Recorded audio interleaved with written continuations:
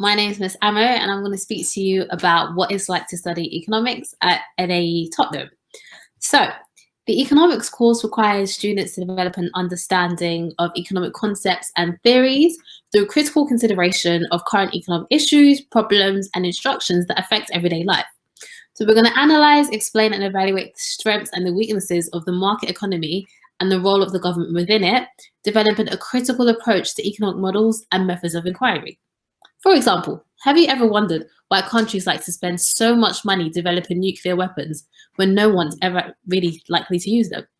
Or ever questioned why it's taken this long for much of Africa to be in the economic spotlight due to growth? Have you ever considered why corruption exists in the financial service sector or organizations such as FIFA? All of these issues and more are addressed in economics. So at LAE Tottenham, we follow the EdXL GCSE Economics A specification.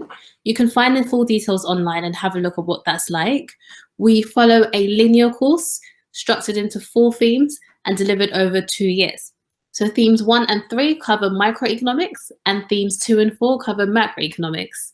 Your assessment consists of 3 externally examined papers and they're taken at the end of the 2-year course. Microeconomics looks at markets, why some of them work, some of them don't work. For example, how can we hold firms to account for what they do to the environment? Macroeconomics focuses on economic performance, economic objectives, and the main instruments of economic policy, mainly in a UK context. We will have a look at what happens in the global context as well. So as students, you're going to need to demonstrate an awareness of current economic events and policies. We're going to expect you to understand the significance of globalization, international trade, the balance of payments, and exchange rates.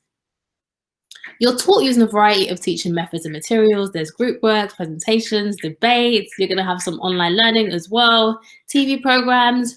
A lot of what we do is based on what's going on in the news. So to prepare, it'll be quite nice for you to take an interest in what's going on in the world, what's going on in the UK, economics in general.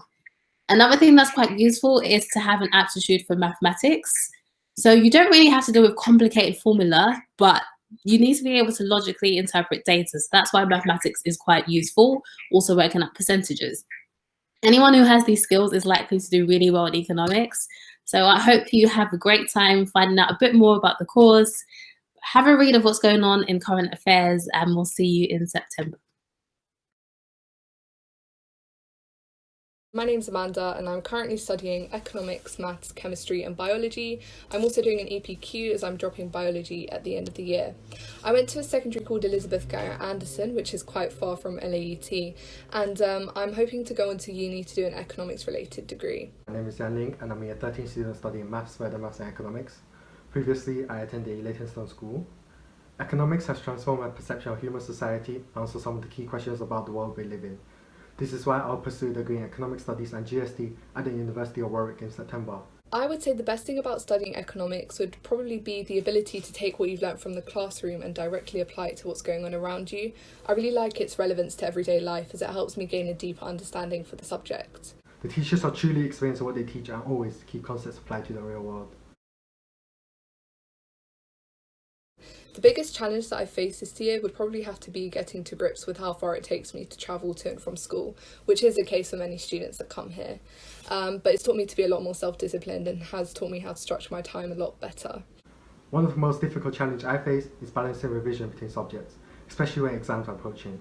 This can be tackled by following a structured timetable, since good time management is key to complete tasks efficiently. This is why in year 13 I've maintained a consistent timetable to avoid the same problem. My top tip for you guys during lockdown would probably be to use this time to make sure you're well rested, but also do a bit more extra reading around the subjects that you're going to do in year 12. This will definitely put you in the best possible position for when you start. Don't be afraid to try new things and always explore all the opportunities available to you.